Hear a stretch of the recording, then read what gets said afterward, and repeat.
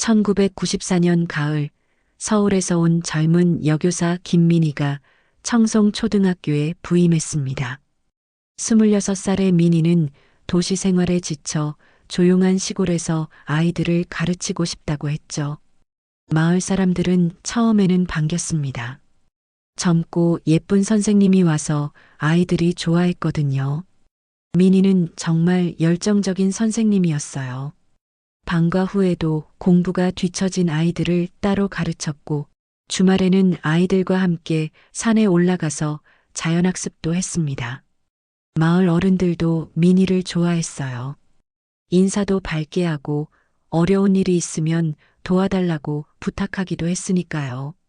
그런데 민희가 마을에 온 지 반년쯤 지나자 이상한 일들이 일어나기 시작했습니다. 민희가 마을의 오래된 관습에 대해 의문을 표하기 시작한 거예요. 특히 마을 뒷산에 있는 낡은 사당에 대해 자꾸 묻더군요. 그 사당은 마을에서 금기시하는 곳이었거든요. 어느 날 민희가 마을 이장 박종수에게 물었어요. 이장님, 뒷산 사당이 언제 지어진 건가요? 왜 아무도 가까이 가지 않는 거죠? 박종수는 당황스러운 표정으로 대답했습니다. 선생님, 그냥 오래된 곳이에요. 위험하니까 가지 마세요. 하지만 민희는 쉽게 포기하지 않았어요. 아이들 교육에도 마을 역사가 필요하지 않을까요? 정확한 유래를 알고 싶어요. 마을 사람들이 조금씩 민희를 경계하기 시작했습니다. 젊은 여자가 왜 그런 걸 자꾸 캐는지 모르겠다고 수군거렸어요. 특히 마을의 실세였던 김대식 씨는 노골적으로 불쾌해했습니다. 김대식은 마을에서 가장 부유한 사람이었어요. 큰 농장을 운영하고 있었고 마을 일에도 큰 영향력을 가지고 있었죠. 민희가 부임한 지 8개월쯤 되던 어느 날 밤 민희는 혼자 뒷산 사당으로 향했습니다. 호기심을 참을 수 없었던 거죠. 사당 근처에서 무언가를 발견한 민희는 깜짝 놀랐어요. 사당 뒤편 땅이 부자연스럽게 파헤쳐진 흔적이 있었고 오래된 옷가지들이 땅 속에서 나와 있었거든요. 다음 날 민희는 마을 사람들에게 자신이 본 것을 이야기했어요. 이상한 게 있더라고요. 혹시 옛날에 무슨 일이 있었던 건 아닌가요? 마을 사람들의 반응은 냉랭했습니다. 선생님, 그런 데 가면 안 된다고 했잖아요. 위험해요. 하지만 민희는 계속 캐물었어요. 뭐가 위험한 거예요? 정확히 뭘까요?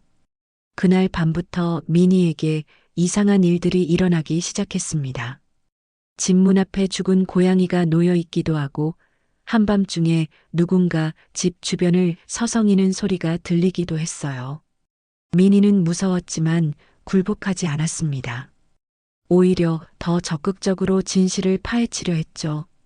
민희는 마을에서 가장 나이 많은 할머니인 최순덕을 찾아갔어요. 할머니만큼은 진실을 말해주실 거라 생각했거든요. 할머니, 뒷산 사당에 대해 알려주세요. 뭔가 숨겨진 이야기가 있는 것 같아요. 최순덕 할머니는 한참을 망설이더니 작은 목소리로 말했어요. 선생님, 어떤 건 모르는 게 나아요. 30년 전 일은 묻어두는 게 좋아요. 30년 전? 할머니, 그때 뭔 일이 있었어요? 민희가 간절하게 물었지만 할머니는 고개를 저었어요. 아무 얘기 안 했어요. 그냥 가세요. 하지만 민희는 포기할 수 없었어요. 할머니 표정에서 뭔가 큰 비밀이 있다는 걸 느꼈거든요. 그 후 민희는 혼자 조사를 시작했어요. 도서관에 가서 오래된 신문을 뒤져보고 인근 파출소에도 가서 30년 전 기록을 찾아봤어요. 그런데 이상하게도 그 시기의 기록이 거의 없었어요. 마치 누군가 의도적으로 지운 것 같았죠. 민희가 조사하고 있다는 소문이 마을에 퍼지자 마을 분위기가 급격히 나빠졌어요. 사람들이 민희를 보는 눈빛이 달라졌고 아이들까지도 부모들의 영향으로 민희를 피하기 시작했어요. 마을 이장 박종수가 민희를 찾아와서 말했어요. 선생님, 마을을 위해서 그만두시는 게 어떨까요? 서울로 돌아가세요. 왜요? 제가 뭘 잘못했나요? 미니가 따져 물었어요. 그냥 마을이 시끄러워졌어요. 선생님 때문에 평화가 깨졌다고 생각하는 사람들이 많아요. 박종수의 말에 미니는 화가 났어요. 평화요? 진실을 숨기고 사는 게 평화인가요? 뭔가 잘못된 일이 있었다면 밝혀내는 게 맞지 않나요? 미니의 집요한 추궁에 박종수는 결국 조금씩 진실을 털어놓기 시작했어요. 30년 전 이 마을에는 젊은 여자가 한 명 살았어요. 이름은 정미숙이었죠. 24살이었는데 서울에서 도망쳐 온 것 같다고 했어요. 무슨 사연이 있었는지 혼자 살면서 마을 일을 도왔어요. 정미숙은 어떤 사람이었어요? 미니가 물었어요. 착한 아이였죠. 마을 사람들도 도와주고 아픈 사람 있으면 간병도 해주고. 그런데 왜 사단과 관련이 있는 거예요? 박종수는 한참을 망설이더니 말했어요. 미숙이가 어느 날 갑자기 사라졌어요. 아무 말도 없이. 그게 30년 전이군요. 그런데 왜 다들 그렇게 민감해하는 거예요? 미니가 계속 물어보자 박종수는 더 이상 말하려 하지 않았어요. 선생님, 정말 그만두세요. 이 일은 선생님이 상상하는 것보다 훨씬 복잡해요. 하지만 미니는 더욱 확신을 가졌어요. 정미숙이라는 여자가 단순히 사라진 게 아니라 무슨 사건에 연루되었다는 걸 직감했거든요. 그리고 마을 사람들이 모두 그 진실을 알고 있으면서도 숨기고 있다는 것도요. 며칠 후 미니는 인근 도시의 경찰서를 찾아갔어요. 30년 전 청송리에서 실종된 정미숙이라는 여성에 대해 문의했죠. 오래된 사건이라 기록을 찾는 데 시간이 걸렸지만 결국 담당 형사가 파일을 하나 가져왔어요. 정미숙 씨 사건 맞나요? 신고는 접수됐는데 수사가 제대로 이루어지지 않았네요. 왜 수사가 안 됐어요? 실종 신고가 들어왔으면 조사해야 하는 거 아닌가요? 형사가 고개를 저었어요. 당시 기록을 보니 마을에서 그냥 서울로 돌아갔다고 진술했대요. 가족도 없고 연고도 없어서 더 이상 조사하지 않았다고 되어 있어요. 이상하네요. 마을 사람들은 아무 말도 없이 사라졌다고 하는데 형사도 고개를 끄덕였어요. 저도 이상하다고 생각해요. 하지만 30년 전 일이라 증거도 없고 목격자도 없으면 조사하기 어려워요. 미니는 그날 밤 숙소로 돌아와서 깊은 생각에 빠졌어요. 뭔가 큰 진실이 숨겨져 있다는 확신이 들었지만 마을 전체가 침묵의 벽을 쌓고 있어서 접근하기 어려웠죠. 그때 미니는 한 가지 방법을 떠올렸어요. 마을에서 가장 약한 고리를 찾아서 틈을 내는 거였죠. 미니가 주목한 사람은 당시 마을 이장이었던 김대식의 아들 김철호였어요. 30년 전 당시 20살이었던 김철호는 지금 50이 되었는데 마을에서 농사를 지으며 살고 있었어요. 미니는 김철호가 아버지와 달리 마음이 약해 보인다고 생각했어요. 어느 날 저녁 미니는 김철호를 우연을 가장해서 만났어요. 철호 씨, 안녕하세요. 혹시 시간 있으시면 차 한 잔 드실래요? 김철호는 당황했지만 거절하기 어려워했어요. 네, 선생님. 그런데 무슨 일이세요? 마을 역사를 조사하고 있어요. 30년 전 이야기를 좀 들으려고요. 그때 철호 씨는 20살이셨죠? 김철호의 얼굴이 순간 굳어졌어요. 왜 그런 걸 묻으시는지. 그냥 궁금해서요. 정미숙이라는 분이 있었다고 하던데 기억나세요?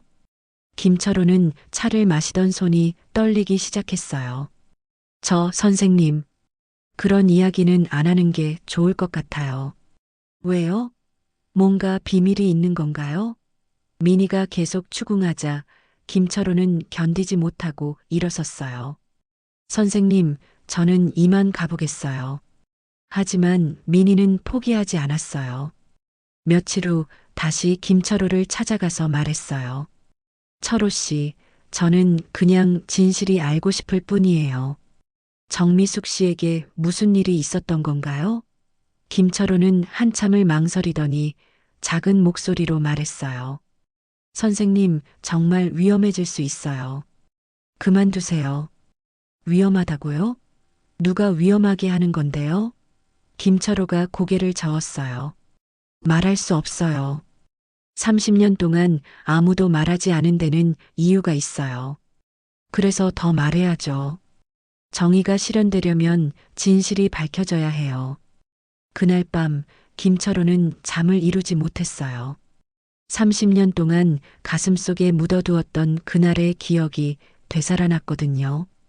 1994년 10월에 그 끔찍했던 밤을요. 당시 20살이었던 김철호는 아버지 김대식과 함께 밤늦게 농장 일을 하고 있었어요. 그때 정미숙이 뛰어왔어요. 얼굴이 창백했고 옷도 찢어져 있었죠. 김 사장님, 도와주세요. 제발 도와주세요. 무슨 일이냐고 김대식이 물었을 때 정미숙은 떨리는 목소리로 말했어요. 박 이장님이 저를 강제로.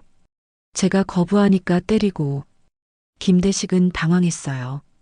박종수는 자신의 절친한 친구였거든요. 마을에서 함께 권력을 나누어 가지고 있었고 여러 일을 함께 해왔던 사이였죠. 미수가 진정해.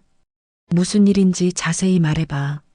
정미숙은 울면서 자초지종을 설명했어요. 그날 밤 박종수가 정미숙의 집으로 찾아왔다고 했어요. 술에 취해서는 정미숙에게 추근댔고 정미숙이 거절하자 강제로 하려고 했다는 거였죠. 정미숙이 필사적으로 도망쳐 나온 거였어요.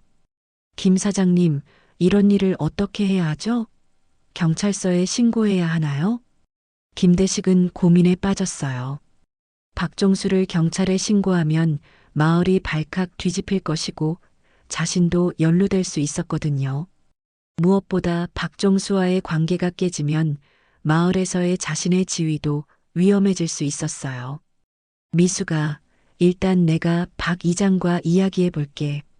너는 오늘 밤 여기서 쉬어. 다음 날 아침 김대식은 박종수를 만났어요. 박종수는 술에서 깬 후 자신이 무슨 짓을 했는지 기억이 나지 않는다고 했어요. 하지만 정미숙의 말이 사실이라면 큰 문제가 될 것이라는 건 알고 있었죠. 대식아, 이 일을 어떻게 하면 좋겠나?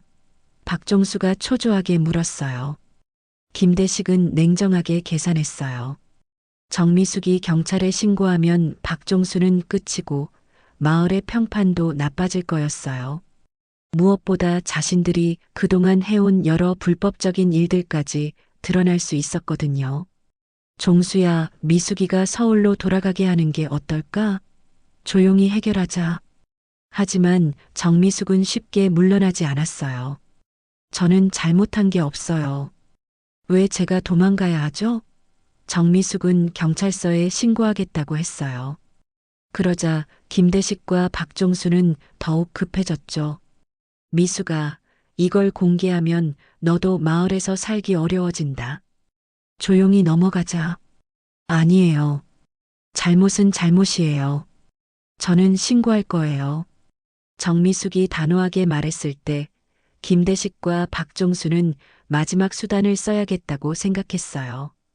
그날 밤 두 사람은 몇 명의 마을 청년들과 함께 정미숙의 집으로 갔어요. 미수가, 문 열어. 이야기하자. 김대식이 문을 두드렸어요. 하지만 정미숙은 문을 열지 않았어요. 가세요. 저는 내일 경찰서에 갈 거예요. 그러자 박종수가 화를 내며 문을 발로 찼어요. 인연이 끝까지 말을 안 듣네. 문이 부서지면서 몇 명의 남자들이 집 안으로 들어갔어요. 정미숙은 뒷문으로 도망치려 했지만 이미 포위된 상황이었죠. 제발 그만두세요. 제가 뭘 잘못했다고. 정미숙이 울부짖었지만 그들은 들은 척도 하지 않았어요. 그때 김철호도 아버지를 따라 그 자리에 있었어요. 20살의 어린 나이였지만 어른들이 하는 일에 반대할 수는 없었죠. 하지만 정미숙의 절망적인 표정을 보며 가슴이 찢어질 것 같았어요. 아버지, 이러면 안 돼요. 그냥 놔두세요. 닥쳐. 어린 놈이 끼어들지 마. 김대식이 아들을 꾸짖었어요. 그리고 박종수에게 말했어요. 종수야, 이제 어쩔 수 없다. 끝까지 가야 해. 박종수도 고개를 끄덕였어요. 너무 늦었어. 되돌릴 수 없어.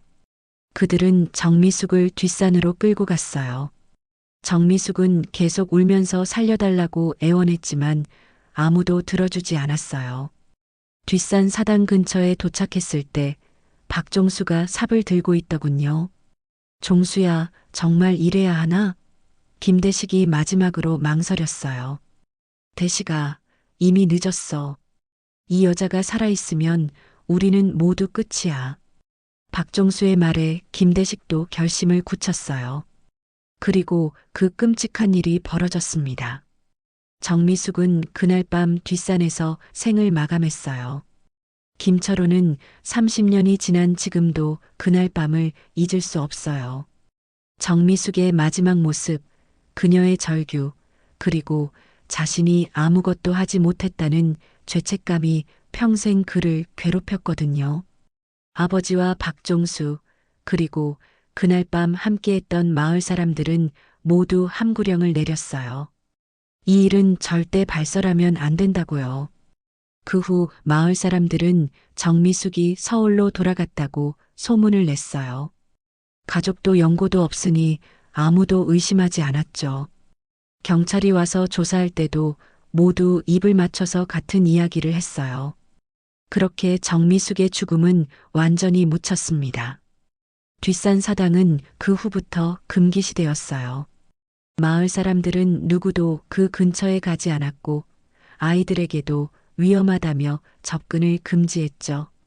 30년 동안 그 비밀을 간직한 채로요.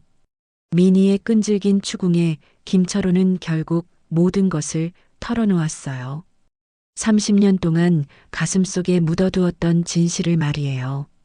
선생님, 저는 그날 밤 이후로 단 하루도 편하게 잠든 적이 없어요. 미숙 씨가 꿈에 나타나서 억울하다고 진실을 밝혀달라고 해요. 민희는 김철호의 고백을 들으며 온몸이 떨렸어요. 30년 전 벌어진 그 끔찍한 범죄, 그리고 마을 전체가 공모해서 숨겨온 진실이 너무나 충격적이었거든요.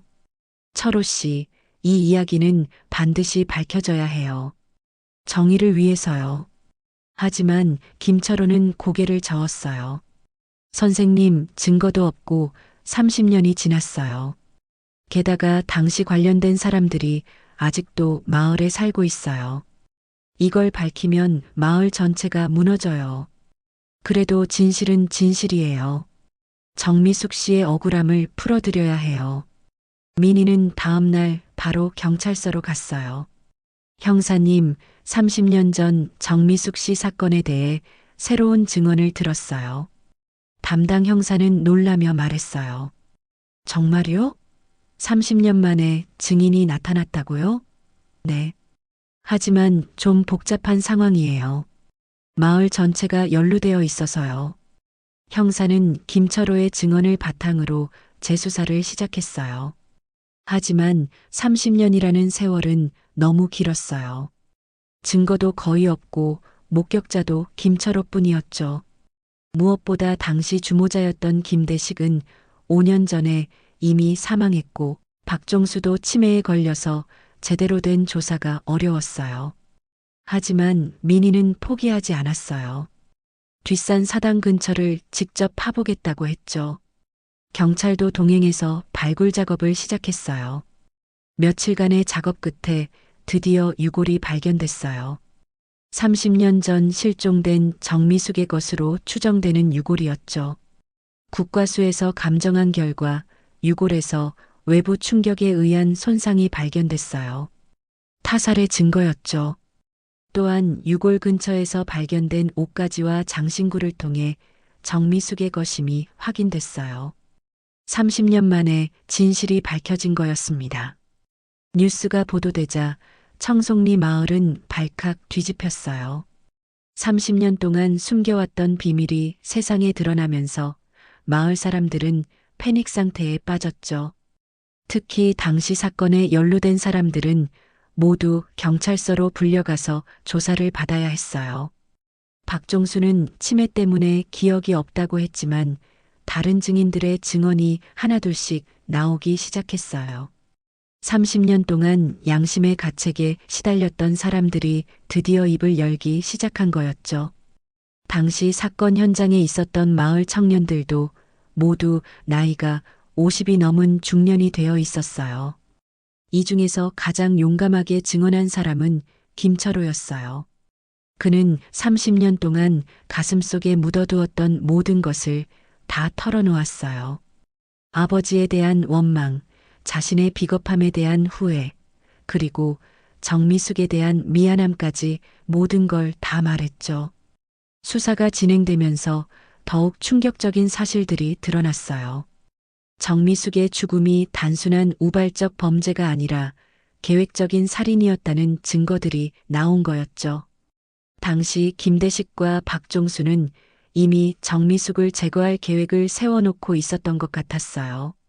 김철호의 추가 증언에 따르면 사건 며칠 전부터 아버지 김대식이 누군가와 비밀스러운 전화통화를 자주 했다고 해요.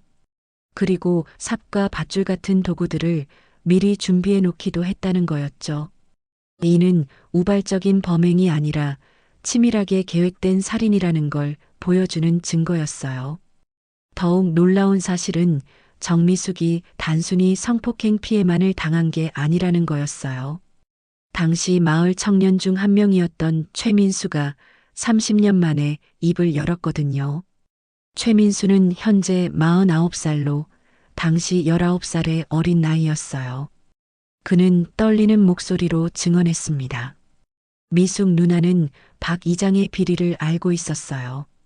마을 개발 사업비를 빼돌린 것도 알고 있었고 김 사장과 함께 가짜 농지 서류를 만든 것도 다 알고 있었다고요.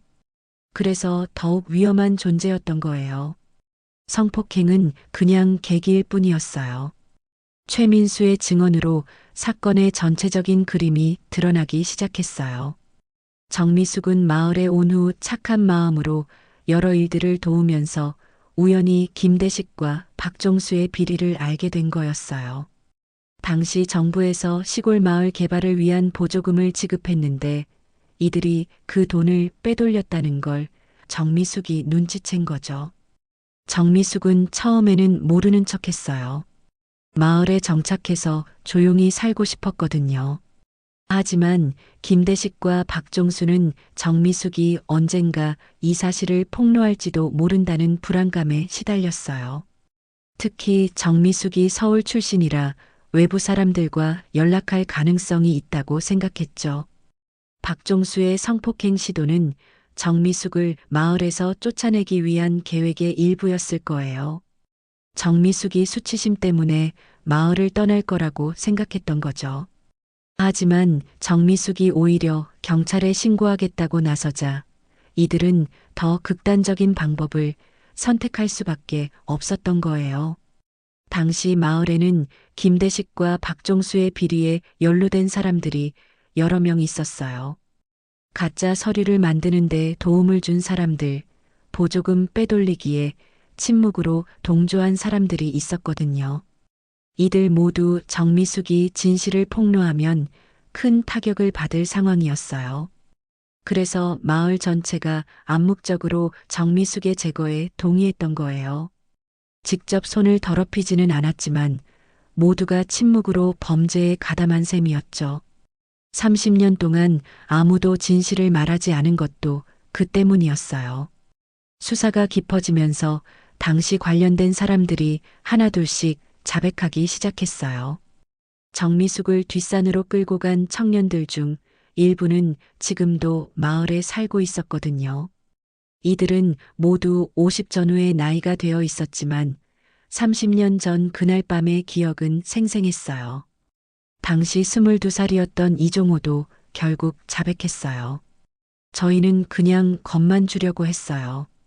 정말로 죽일 생각은 없었다고요. 하지만 미숙 씨가 끝까지 경찰에 신고하겠다고 하니까 김 사장과 박 이장이 극단적인 선택을 한 거예요. 이종호의 증언에 따르면 정미숙은 마지막 순간까지도 살려달라고 애원했다고 해요. 자신은 아무 말도 하지 않겠다고 서울로 돌아가겠다고 말했지만 이미 늦었던 거죠. 김대식과 박종수는 정미숙을 믿을 수 없다고 판단했어요. 가장 끔찍한 것은 정미숙이 죽은 후의 일이었어요. 마을 사람들은 며칠에 걸쳐서 증거를 완벽하게 인멸했어요. 정미숙의 집에 있던 모든 물건들을 치웠고 그녀가 서울로 돌아갔다는 거짓 소문을 퍼뜨렸죠. 심지어 정미숙의 일기장과 편지들도 모두 불태웠어요. 혹시 그녀가 비리에 대해 기록해 놓았을 가능성 때문이었죠. 마을 사람들은 마치 정미숙이라는 사람이 처음부터 존재하지 않았던 것처럼 모든 흔적을 지워버렸어요. 그리고 뒷산 사당을 금기 장소로 만들어서 아무도 접근하지 못하게 했어요. 아이들에게는 귀신이 나온다고 겁을 주었고 어른들 사이에서도 불길한 곳이라는 소문을 퍼뜨렸죠. 30년 동안 완벽한 범죄 은폐가 이루어진 거였어요. 하지만 진실은 결국 밝혀질 수밖에 없었어요. 민희의 끈질긴 추적과 김철호의 양심 고백이 30년간 감춰진 진실을 세상에 드러낸 거죠. 수사 결과 당시 직접적으로 범행에 가담한 사람은 김대식과 박종수, 그리고 몇 명의 마을 청년들이었어요. 하지만 법정에 설 수 있는 사람은 많지 않았어요. 주모자였던 김대식은 이미 사망했고 박종수는 치매로 심신미약 상태였거든요. 결국 당시 청년들 중 일부만이 재판을 받게 됐어요. 30년이라는 공소시효 문제도 있었지만 검찰은 특별히 이 사건을 기소했어요. 재판 과정에서 더욱 많은 진실이 드러났어요. 정미숙이 얼마나 선량한 사람이었는지, 마을을 위해 얼마나 많은 일을 했는지가 증언들을 통해 밝혀졌죠. 동시에 김대식과 박종수가 저지른 각종 비리들도 모두 수면 위로 떠올랐어요. 당시 빼돌린 개발 보조금은 현재 가치로 수십억 원에 달했어요. 이 돈으로 김대식은 큰 농장을 사들였고 박종수는 부동산 투자를 했던 거죠. 두 사람은 정미숙의 목숨을 빼앗으면서까지 자신들의 이익을 지키려 했던 거예요. 재판부는 이 사건을 마을 공동체의 침묵 범죄라고 규정했어요. 개인의 잘못을 넘어서 공동체 전체가 진실을 외면한 결과라는 거였죠. 비록 모든 가해자를 처벌할 수는 없었지만 적어도 진실은 밝혀졌어요. 민희의 노력으로 정미숙은 30년 만에 정당한 장례를 치를 수 있었어요. 서울에 있던 먼 친척들이 찾아와서 정미숙을 고향으로 모셔갔죠. 마을 사람들 중 일부는 장례식에 참석해서 그동안의 잘못을 사과했어요. 하지만 모든 마을 사람들이 반성하는 건 아니었어요. 여전히 일부는 민희를 원망했어요. 괜히 조용한 마을을 시끄럽게 만들었다면서요. 이런 반응을 보며 민희는 더욱 안타까웠어요. 30년이 지나도 여전히 진실보다 평온함을 택하는 사람들이 있다는 게 말이에요. 민희는 이 사건을 계기로 청송초등학교를 떠나기로 했어요. 마을에서 더 이상 환영받지 못한다는 걸 알았거든요. 떠나기 전에 아이들에게 마지막 수업을 했어요. 진실의 소중함에 대해서, 용기의 중요성에 대해서 이야기했죠. 선생님, 왜 어른들은 나쁜 일을 숨기려고 해요? 한 아이가 순수한 눈으로 물었어요. 민희는 아이를 바라보며 대답했어요. 때로는 두려워서 그래.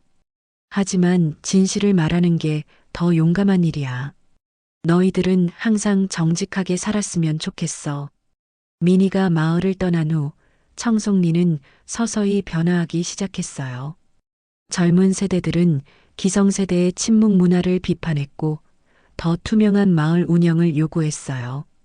30년간 권력을 쥐고 있던 기득권층도 교체되기 시작했죠.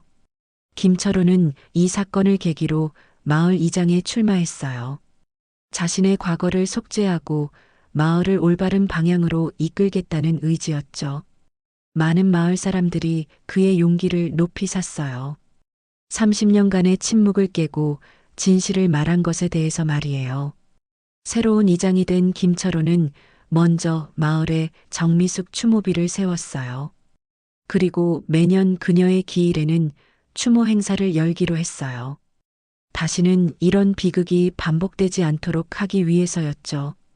뒷산 사당은 철거되고 그 자리에 작은 공원이 조성됐어요. 정미숙이 묻혀있던 곳에는 작은 추모 공간이 마련됐죠. 마을 아이들이 와서 꽃을 바치고 그녀를 기억할 수 있는 장소가 된 거예요. 민희는 서울로 돌아가서 다른 학교에서 교사 생활을 계속했어요. 하지만 청송리에서의 경험은 그녀의 인생을 완전히 바꿔놓았어요. 그녀는 이후 사회 정의를 실현하는 일에 더욱 적극적으로 나섰거든요. 몇 년 후 민희는 책을 썼어요. 산골 마을의 30년 침묵이라는 제목의 논픽션이었어요. 청송리에서 벌어진 일들을 생생하게 기록한 이 책은 큰 화제가 됐어요. 많은 사람들이 진실의 중요성과 침묵의 위험성에 대해 생각해보는 계기가 됐죠. 책이 출간된 후 민희에게는 전국 각지에서 연락이 왔어요. 비슷한 사건들을 겪은 사람들, 진실을 밝히고 싶어하는 사람들이 도움을 요청했거든요. 민희는 가능한 한 이들을 도왔어요. 자신이 겪은 경험을 바탕으로 조언을 해주기도 했죠.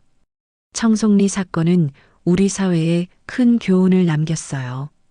개인의 이익을 위해 진실을 외면하는 것이 얼마나 위험한지, 공동체의 침묵이 얼마나 큰 죄악을 낳을 수 있는지를 보여준 사례였거든요. 특히 권력층의 비리와 은폐 시도, 그리고 이에 동조하는 공동체의 모습은 현대 사회의 여러 문제들과 연결됐어요. 많은 전문가들이 이 사건을 분석하며 투명한 사회, 정의로운 공동체의 중요성을 강조했죠. 김철호는 이장으로서 마을을 투명하게 운영했어요. 모든 예산 집행 과정을 공개했고 주민들의 의견을 적극적으로 수렴했어요. 과거의 잘못을 되풀이하지 않기 위한 시스템을 구축한 거였죠. 그의 노력으로 청송리는 점차 건전한 마을로 변화했어요. 젊은 사람들도 다시 돌아오기 시작했고 외부에서 이주해 오는 가족들도 생겼어요. 과거의 어두운 그림자를 벗어던지고 새로운 출발을 한 거였죠. 정미숙의 죽음으로부터 35년이 지난 지금 청송리는 완전히 다른 마을이 되었어요. 투명성과 정의를 중시하는 공동체로 거듭난 거죠. 비록 늦었지만 정의는 실현됐고 진실은 승리했어요. 민희는 가끔 청송리를 방문해요. 정미숙의 추모비에 꽃을 바치고 변화된 마을의 모습을 확인하러요. 그럴 때마다 그녀는 느껴요. 자신이 한 일이 헛되지 않았다는 것을, 정의를 위한 노력은 결국 보상받는다는 것을요. 마을 아이들은 이제 정미숙의 이야기를 배워요. 어떤 상황에서도 진실을 말하는 용기의 중요성을, 타인의 아픔에 공감하는 마음의 소중함을 배우죠. 이것이 바로 정미숙이 우리에게 남긴 가장 큰 유산일 거예요. 30년간 침묵 속에 묻혔던 진실이 밝혀지면서 청송리는 진정한 평화를 되찾았어요. 거짓된 평온이 아닌 정의 위에 세워진 진짜 평화를요. 그리고 이 변화의 중심에는 끝까지 진실을 추구한 한 여교사의 용기가 있었습니다. 정미숙의 영혼도 이제는 편안히 쉴 수 있을 거예요. 자신의 억울함이 풀렸을 뿐만 아니라 그 죽음이 마을을 더 나은 곳으로 만드는 계기가 되었으니까요. 그녀의 희생이 헛되지 않았다는 것을, 정의는 늦을지언정 반드시 승리한다는 것을 보여준 사례가 된 거죠.